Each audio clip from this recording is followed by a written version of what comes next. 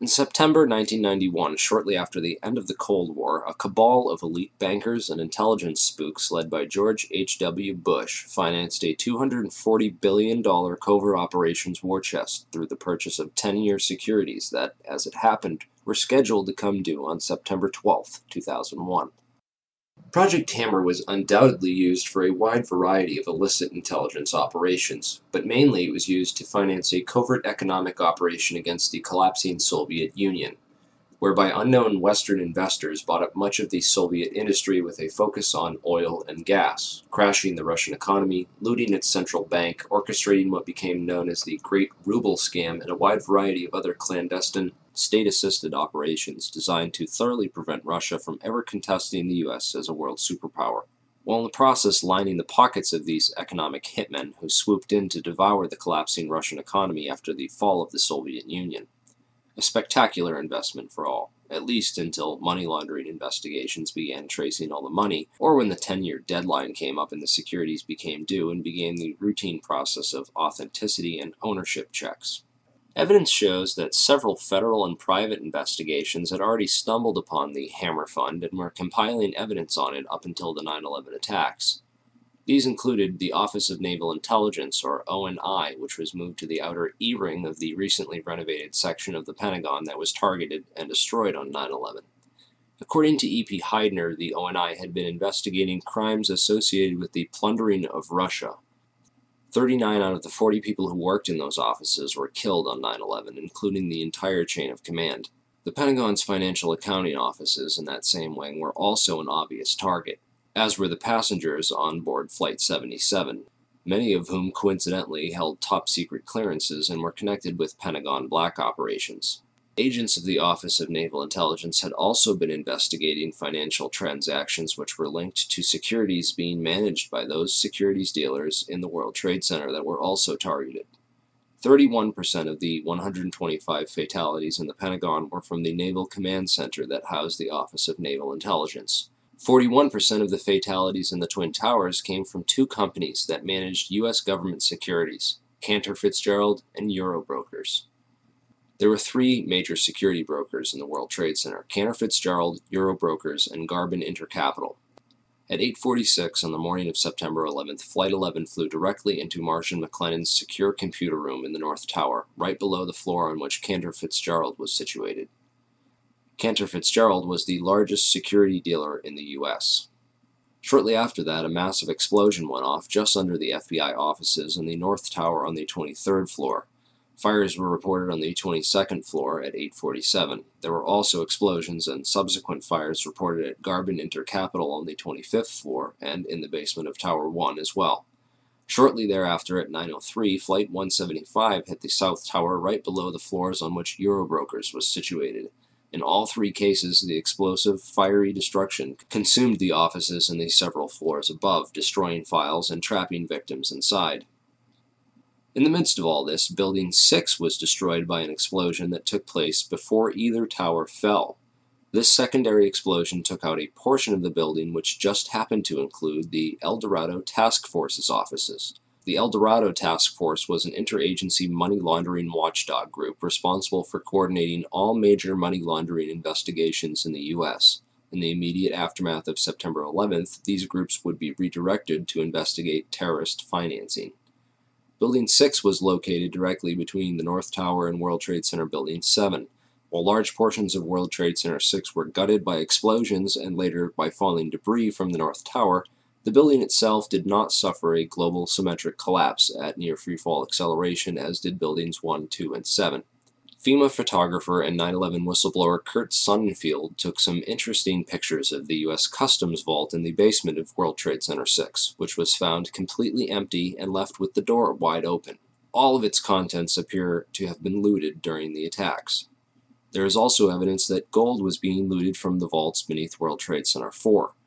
There were several early reports of a 10-wheel truck packed with stolen bullion caught fleeing World Trade Center 5 when the vehicle had become stuck on a collapsed ceiling brace, forcing the driver to flee the scene. Many researchers have stumbled across one or two of these anomalies from time to time: the empty vaults, the secondary explosions, the fireproofing upgrades on the exact floors coinciding with failure and impact in the towers, the suspicious power downs and evacuation drills, the World Trade Center tenants and security firms like AIG, Marsh & McLennan, and Kroll, and their close ties with the intelligence community, etc., etc. These anomalies are not unrelated, but nevertheless became lost inside the chaos of that September morn, the aftermath, and subsequent cover-ups. Okay, so what does all this mean? Overall, a critical mass of brokers from the major government security brokerages in the Twin Towers had to be eliminated to create chaos in the government securities market. A situation needed to be created wherein $240 billion of covert securities could be electronically cleared without anyone asking questions, which happened when the Federal Reserve declared an emergency and invoked its emergency powers that very afternoon.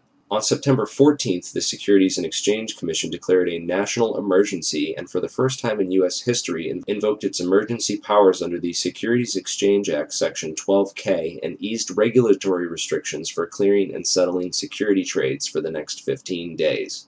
These changes would have allowed the estimated $240 billion in covert government securities to be cleared upon maturity without the standard regulatory controls around identification of ownership. The towers needed to be demolished to create a big enough mess that the illicit activities taking place behind the scenes that morning could be hidden in the confusion of that day. Okay, now let's talk a little bit about who did it and how. 9/11 whistleblower Richard Andrew Grove was a software salesperson for a company called Silverstream. Silverstream's technology was on the cutting edge of Internet solutions, offering software to web-enable the critical business functions of Fortune 500 companies, basically integrating and making available on the web the disparate legacy applications and mainframes while simultaneously streamlining workflow and traditional paper processes, with an end result being a lower cost of operation and more efficient transactions. Silverstream had built Internet transactional and trading platforms for Merrill Lynch, Deutsche Bank, Bankers Trust, Alex Brown, and Morgan Stanley, to name a few. Leading up to 9/11, Silverstream was designing specialized accounting software for a major client, Marsh & McLennan. Marsh is the world's largest insurance brokerage and was located right below Cantor Fitzgerald in the North Tower. Approximately 295 Marsh employees were murdered that morning, along with other innocent victims and employees who either knew too much or too little about their chosen work environment.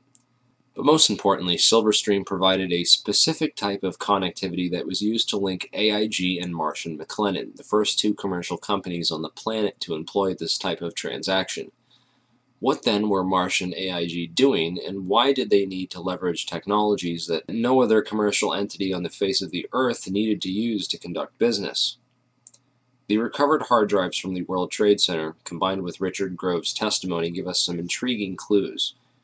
Grove discovered that Silverstream was overbilling Marsh to the tune of $7 million extra for fictitious and unneeded hardware. He also became aware of an exploitable flaw in the accounting software that had been sold to a variety of Marsh's clients and partners.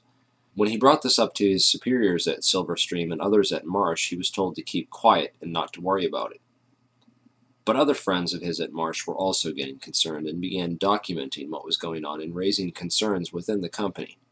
At last, they were finally granted a hearing with one of Marsh's high-ranking executives and were told to bring all their evidence to a hearing scheduled for 8:30 a.m. on September 11, 2001, on the 93rd floor.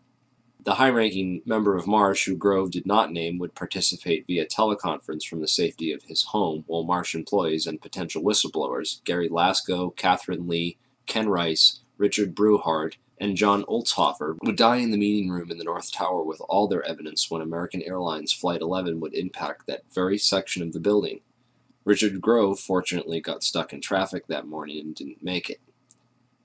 Computer hard drives recovered from the World Trade Center show a spike in suspicious transfers that took place within the World Trade Center as the 9/11 attacks were unfolding. Richard Grove is convinced that these suspicious money transfers were performed electronically using Silverstream software, and that the overbilling of Marsh was hush money for the operations. It would certainly have helped clear up that $240 billion in securities and make it look like any of those companies might have done it. The recovered hard drives and financial transactions from 9/11 all show clear evidence that something was going on that morning. Marsh's CEO at the time was Jeffrey Greenberg, the son of Maurice Greenberg of AIG. Most insurance companies were hurting badly in late 2001 after $40 billion in insurance settlements had been paid out for the devastation caused by the 9/11 attacks. Yet one insurance company did not suffer quite the same losses as the other companies did. American International Group, or AIG as it turns out, is much more than an insurance company. With its long ties to the intelligence community, AIG was founded by OSS operative Cornelius V. Starr, 2 R's, the uncle of Clinton's friend Kenneth Starr.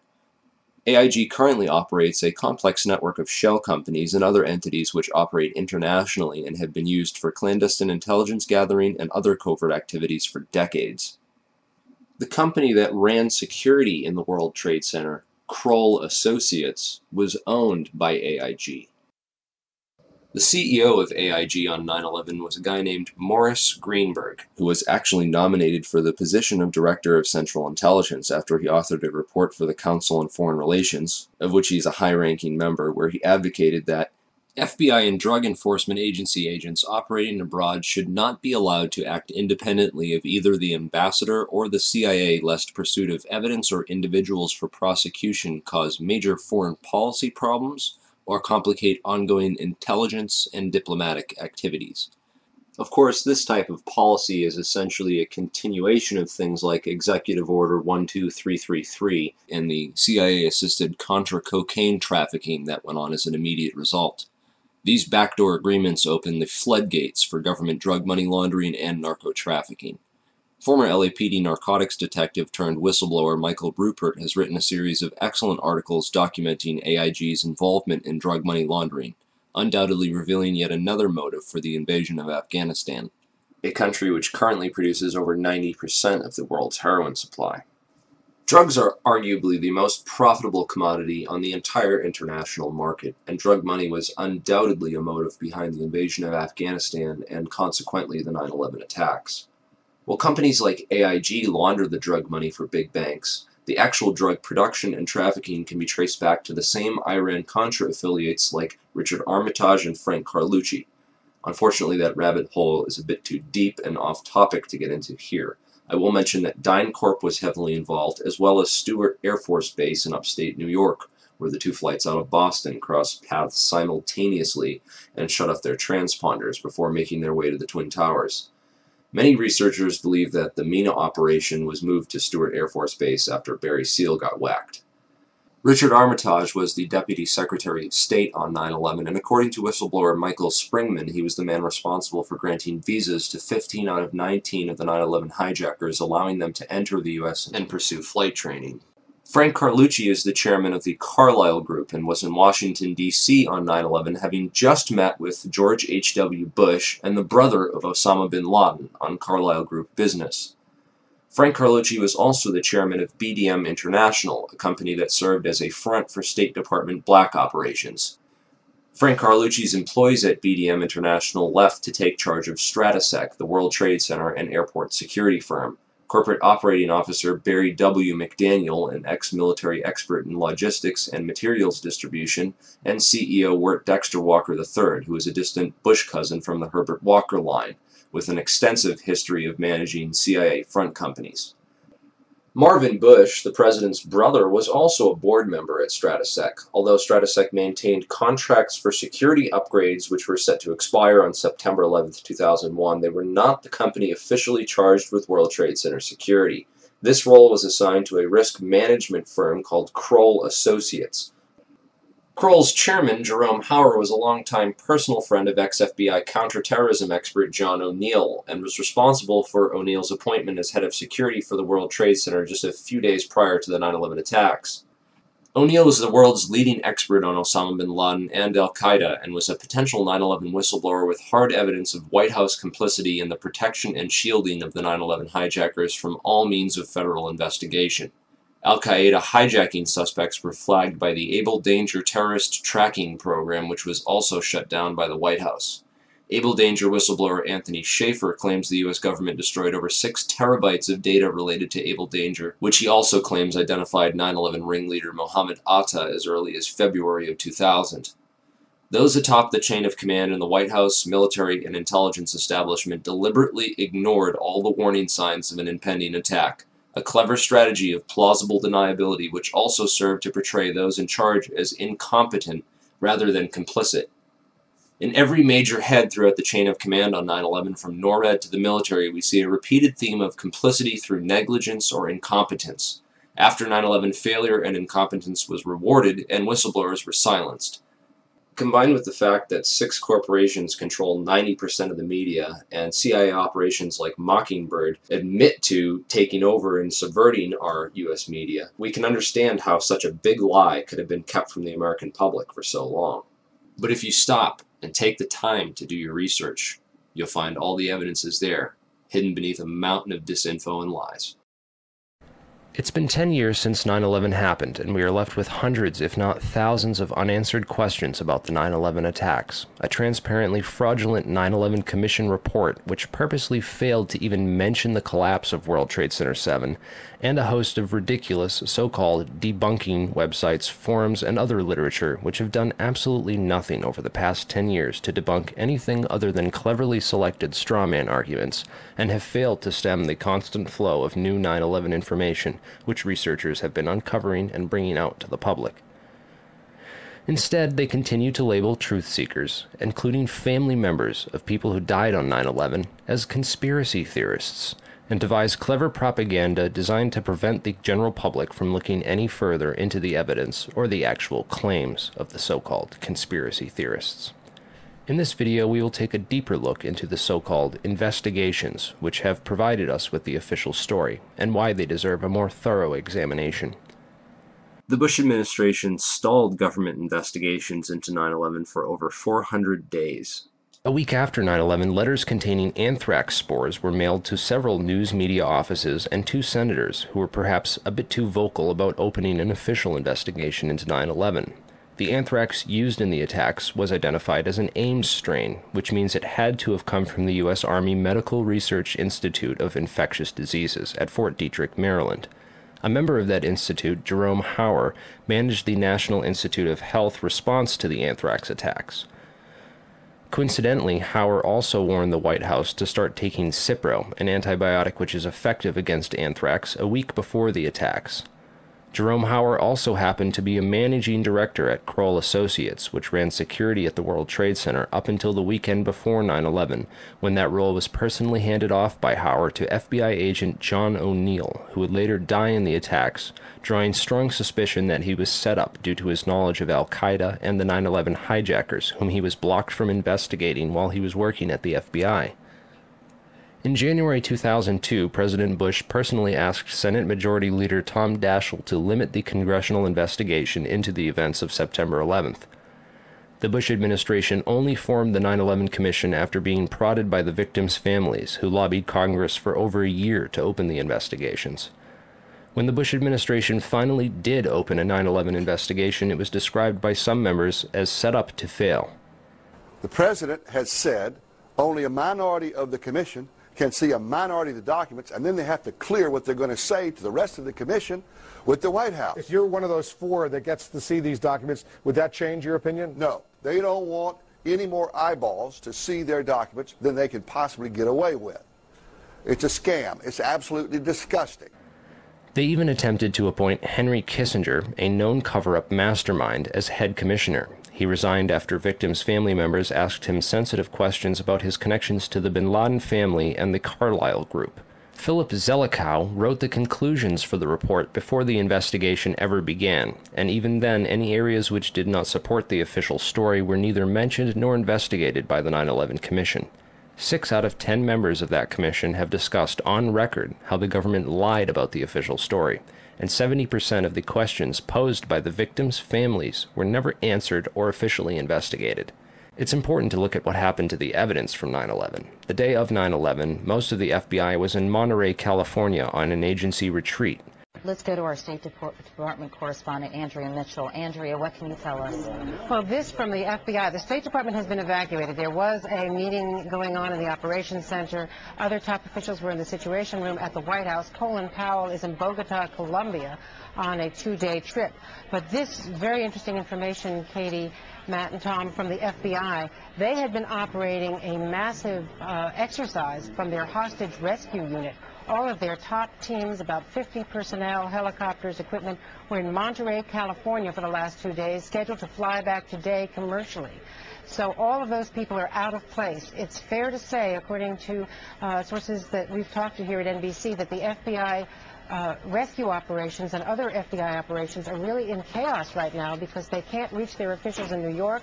All of their phone lines are down, and now you've got all of their special experts on this stuck in Monterey, California, trying to get a military flight back because there are no longer commercial flights. So they are seriously out of pocket, and there is a real breakdown of the FBI anti-terror coordination team, which is, of course, the principal team that would lead any effort and was so effective under Jim Kallstrom in New York City during the World Trade Center bombing and the TWA explosion, which of course turned out not to be terror.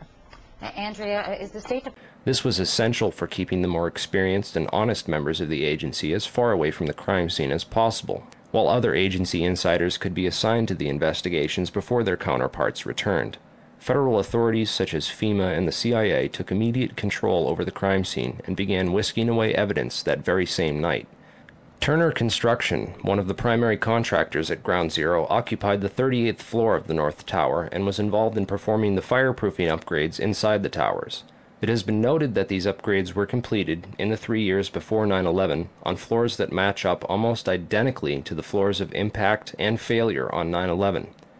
Once the cleanup was fully coordinated, the operations were consolidated under the control of two primary contractors, AMEC Construction Management and Bovis Lend-Lease. These are the two companies that were originally assigned to the areas of Ground Zero that included the North Tower, AMEC, and the South Tower, Bovis. A truly surprising fact is that at the time of the attacks on 9/11, AMEC had just completed a $258 million refurbishment of Wedge 1 of the Pentagon, which is exactly where American Airlines Flight 77 impacted that building. Arguments over the size of the hole of the Pentagon and whether it was a plane or a missile are, in my opinion, a convenient distraction from the much bigger picture of why that section of the building was targeted and by whom. On September 10, 2001, Secretary of Defense Donald Rumsfeld announced that $2.3 trillion in unadjusted funds were missing from the Pentagon budget. The very next day, the offices whose responsibility it was for tracking that money down were destroyed when American Airlines Flight 77 impacted that very section of the building. The only off-site backup for the Pentagon's black budget financial records was a secure federal office building in the World Trade Center complex. Strangely, it too was destroyed on 9/11. World Trade Center 7 was the largest CIA headquarters outside of Langley, Virginia, and housed offices involved in several large-scale federal investigations into massive stock market and accounting fraud. Not surprisingly, World Trade Center 7 was the first to be cleaned up and the evidence destroyed at Ground Zero. So if the Twin Towers and Building 7 were brought down in a controlled demolition, and the scientific evidence points to nanothermite, then who could have produced this and who could have put it in the buildings and how did they get it there? In the impact zone of the North Tower was a company called Marsh & McLennan, which at the time was the world's largest insurance brokerage company. One of Marsh's executives was a guy named L. Paul Bremer, who was also the chairman of the Congressional National Commission on Terrorism from 1999 to 2000, and the U.S. Ambassador at Large for Counterterrorism from 1986 to 1989. Instead of going to work on the day of 9/11 and dying inside the towers with hundreds of his employees, Bremer decided to go on MSNBC and tell the world that Osama bin Laden was behind the attacks and possibly Iraq and Iran, and then he demanded the most severe military response we can come up with. L. Paul Bremer was called away from Marsh in 2003 to become the Iraq occupation governor, a role he has been widely criticized for. So Bremer not only worked inside the buildings, but had offices directly in the impact zone of the South Tower where Flight 175 would hit. He missed work on 9/11 to give us the official story on national television, and went on to be the Iraq occupation governor. You really can't get more connected to 9/11 than that. Oh wait, you can, sorry. I forgot to mention that Bremer was also the former manager for Kissinger Associates. He was a member of the board for Akzo Nobel, the parent of International Paint Company, which produced a fireproofing application for skyscrapers called Interchar. Bremer was also on the International Advisory Board for the Japanese mining and machinery company Komatsu, which at the time had been involved in a joint venture agreement with Dresser Industries, the oil services intelligence front where Prescott Bush Sr. and George H.W. Bush got their start with Neil Mallon. Anyway, the Komatsu Dresser mining division operated from 1988 to 1990 1997, and in July 1996 it patented a nanothermite demolition device that could, quote, demolish a concrete structure at high efficiency while preventing a secondary problem due to noise, flying chips and dust, and the like. As many of you know, residues of thermite, a highly energetic chemical mixture, have been confirmed in samples of World Trade Center dust, and the use of thermite at the World Trade Center was also revealed by environmental data. See the description for more links and sources. Scientific Applications International Corporation, a defense contractor with expertise in thermite-related technologies, played a large part in the NIST World Trade Center investigation. A few other names and companies inside the Twin Towers also worthy of further investigation include Craig Stapleton, who is married to Bush's cousin Dorothy Walker Bush. Stapleton was the president of Marsh Real Estate Advisors from 1982 to 2001. He was a member of the board of directors for Sendant, that was charged with massive accounting fraud in 1998, and went on to join Winston Partners, a privately owned investment firm founded in 1993 and led by George W. Bush's brother Marvin. Other very powerful and well-connected people worked in senior management at Marsh. These included Stephen Friedman, a senior principal at Marsh Capital and former partner at Goldman Sachs, who later became George W. Bush's top economic advisor. Friedman was also a member of the Brookings Institution, the Bilderberg Group, the Foreign Intelligence Advisory Board, and the board at In-Q-Tel, the investment firm founded by the CIA in 1998. In-Q-Tel invests in state-of-the-art technologies related to defense and intelligence work, including nano and chemical technologies, according to its website. In another interesting coincidence, Friedman belonged through Cornell University to a secret society called Quill and Dagger, the membership of which includes Paul Wolfowitz, Sandy Berger, and Stephen Hadley. Wolfowitz, the neocon Deputy Secretary of Defense in the Bush administration, was the author in 1992 of the Wolfowitz Doctrine of preemptive warfare. He also made comments about a surprise-like Pearl Harbor months before 9/11 and met with Pakistani ISI General Mahmoud Ahmed in the week before 9/11. Berger, the national security advisor to President Clinton, was later caught stealing documents from the 9/11 Commission investigation. Berger was also the boss of White House counterterrorism czar Richard Clarke, and together with Hadley, who was Condoleezza Rice's deputy, was responsible for delaying or obstructing Clarke's plans to stop al-Qaeda in January of 2001. Jeffrey Greenberg resigned from Marsh & McLennan after being accused of serious financial crimes. The first plane of 9/11 flew directly into his company's secure computer room in the North Tower. Jeffrey Greenberg is a member of the Brookings Institution and the Trilateral Commission. Jeffrey Greenberg rose quickly through management at Marsh, having come there directly from AIG in 1995, and then becoming CEO just 4 years later. At Brookings, Greenberg hobnobbed with Lee Hamilton, co-chair of the 9/11 Commission. There's also Jim Pierce, another Bush cousin, who was managing director of Aon Corporation, who, according to the NIST report, modified unknown sections of Floor 83 in the South Tower in 1997. Jim Pierce had arranged a meeting on the 105th floor of the South Tower for that morning. Pierce survived that day, despite the fact that 12 people came to the meeting in the South Tower and 11 of them died. The location of the meeting had been changed the night before to the Millennium Hotel, where Pierce watched the South Tower as it was hit by the aircraft. Apparently, the meeting attendees were not all notified of the change in location. Another interesting character is Joseph Kasputis, of Baseline Financial Service, which occupied the impact zone of the South Tower on floors 77 and 78, where United Airlines 175 impacted. Kasputis has a history of being well connected to the highest levels of government, as well as to the defense and intelligence industries. Kasputis worked from 1972 to 1977 for the U.S. Department of Commerce and Defense. He was also the deputy director of Nixon's White House task force that dealt with the Arab oil embargo of 1973, and was instrumental in the creation of the Department of Energy. Kasputis went on to run a large corporation called Primark that had offices in both towers on 9/11. One of the subsidiaries of Primark, the Analytical Sciences Corporation, TASC, worked with so-called black or top-secret programs. TASC also worked closely with the National Institute of Standards and Technology. Kasputis was also a member of the Logistics Management Institute, LMI, whose members included Paul Kaminsky of In-Q-Tel and General Dynamics, Charles DiBona of Halliburton, Skull and Bones member Joseph Samuel Nye, and Michael Daniels of Scientific Applications International Corporation. LMI's self-proclaimed role is advancing the science of government. Casputi's connections to the DOE from 1977 through at least 1997 are interesting, considering that the DOE was developing thermite ignition devices as early as 1983. Joseph Casputi's went on to become the CEO of Baseline Financial Services, which was directly in the impact zone on the 78th floor of the South Tower. According to NIST, Casputi's Baseline Financial modified the southeast corner of Floor 78 in 1999, exactly where the aircraft hit on 9/11. Floors 77 and 78 were upgraded for fireproofing in June and April of 1998, respectively. Another company of interest on Floor 91, just above the impact zone for the South Tower, was Washington Group International.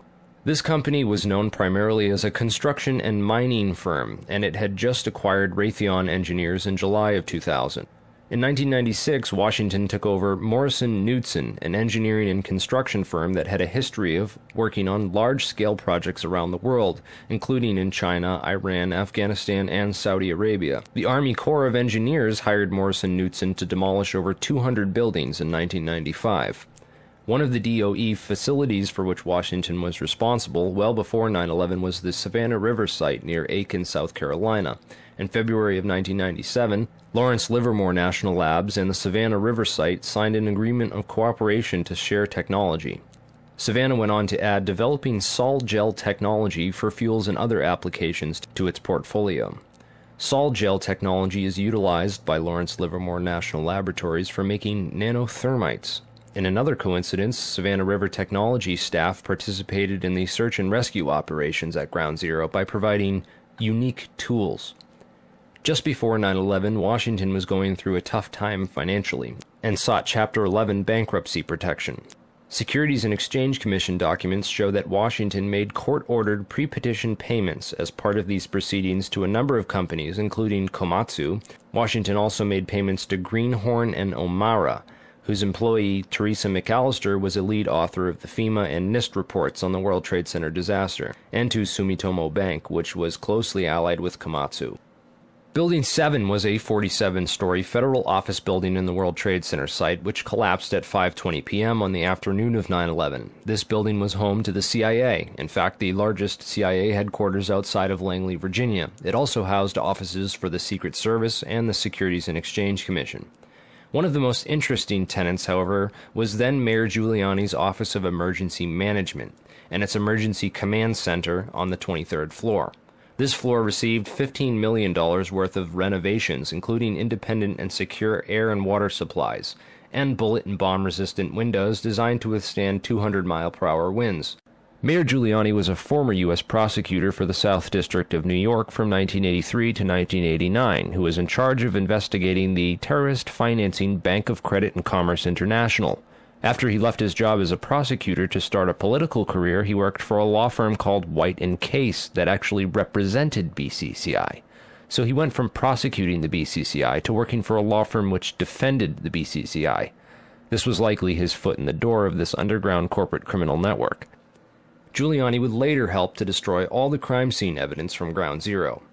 Giuliani's sidekick on 9/11 was Police Commissioner Bernard Kerik, who appeared to be coaching some of Rudy's actions that day, keeping him away from the media and even answering questions for him about explosives in the buildings. In fact, Bernard Kerik gave us the first official government pronouncement that no explosives were involved in the destruction of the World Trade Center buildings. Kerik's department was also the same one that found that pristine, completely undamaged hijacker's passport, which survived a plane impact, and Fireball, which destroyed 2 titanium black boxes and 3 towers. Yeah, Kerik would later receive a nomination from President Bush to become Director of Homeland Security, which he declined for personal and political reasons, and instead took a job training the Iraqi police force in Iraq alongside L. Paul Bremer. Both men are credited for turning Iraq into the unwinnable quagmire it is today. In February of 2010, Kerik was sentenced to 4 years in federal prison for conspiracy and fraud charges, unrelated to the crimes of 9/11, unfortunately, but it still goes to show you what kind of person he is. Definitely the kind of person you'd want inside the New York City police force during a staged event like 9/11. And lastly, we have the Pentagon. It's certainly peculiar, to say the least, that al-Qaeda terrorists hell-bent on destroying the USA would not crash their plane into the north wing of the Pentagon, where all the most important offices were, like Donald Rumsfeld, John Ashcroft, etc., and that they would instead choose to target the one section of the Pentagon that had most recently been refurbished to withstand missile impacts. It's also interesting to note that the company which completed the $258 million refurbishment to Wedge 1 of the Pentagon was also hired as a contractor to clean up Ground Zero in New York City. Wedge 1 also coincidentally housed the Pentagon's Budget Analyst Office, where DoD staffers were working on the mystery of the $2.3 trillion that was reported missing by Defense Secretary Donald Rumsfeld in a press conference the day before 9/11. The Pentagon's comptroller in charge of that money at the time was an interesting fellow named Dov Zakheim, a member of the Council on Foreign Relations, the International Institute for Strategic Studies, and a contributor to the neocon think tank Project for the New American Century. Zakheim helped write the PNAC document Rebuilding America's Defenses, in which he is credited for the line which states, "Further, the process of transformation, even if it brings revolutionary change, is likely to be a long one, absent some catastrophic and catalyzing event, like a new Pearl Harbor." Several members of the Bush administration, including President Bush himself, would later refer to 9/11 as a new Pearl Harbor. A respected and established voice in the intelligence community, his views were eagerly accepted. And Dov went from his position at Systems Planning Corporation to become the comptroller of the Pentagon in May of 2001. Perhaps not so coincidentally, it was an SPC subsidiary, Tridata Corporation, that oversaw the investigation after the terrorist attacks on the World Trade Center in 1993. SPC, according to their official website, specializes in many areas of defense technology production and manufacture, including a system developed by their radar physics group called the Flight Termination System, or FTS. This is a system used to destroy target drones, craft that would be fired on by test aircraft or weaponry, in the event of malfunctions or misses. This highly sophisticated wargame technology allows the control of several drones from a remote location on varying frequencies and has a range of several hundred miles. This technology can be used on many different types of aircraft, including large passenger jets. According to the SPC website, a recent customer at that time was Eglin Air Force Base, located in Florida. Eglin is very near another Air Force base in Florida, MacDill Air Force Base, where Dov Zakheim contracted to send at least 32 Boeing 767 aircraft as part of the Boeing Pentagon Tanker Lease Agreement. As the events of September 11, 2001 occurred, little was mentioned about these strange coincidences and the proximity of Dov Zakheim and his group. Since there was little physical evidence remaining after the events, investigators were only left with photographic and anecdotal evidence. This is a photograph of the Flight Termination System module from their site. Note it has a cylindrical shape and is consistent with the size and shape of the object observed under the fuselage of Flight 175. The Boeing lease deal involved the replacement of the aging KC-135 tanker fleet with these smaller, more efficient Boeing 767s, which were to be leased by Dov Zakheim's group. The planes were to be refitted with refueling equipment, including lines and nozzle assemblies. In this enlargement of Flight 175, we can clearly see a cylindrical object under the fuselage and a structure that appears to be attached to the right underside of the rear fuselage section.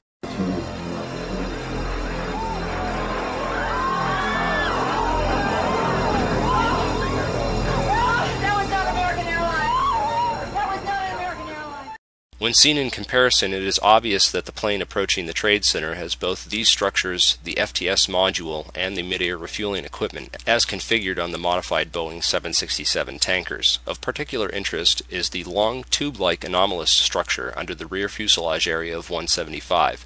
This structure runs along the right rear bottom of the plane. The equipment attached to the underside of the plane which hit the World Trade Center is identical in every single way to the Boeing 767s issued by Dov Zakheim.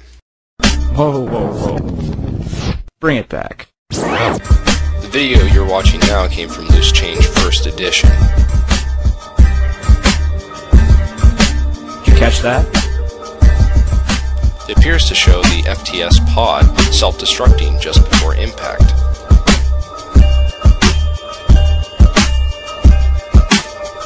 Also, notice that the flash is reflected in the fuselage of the plane. The flash is also present in footage taken by Evan Fairbanks, Jennifer Spell, CNN.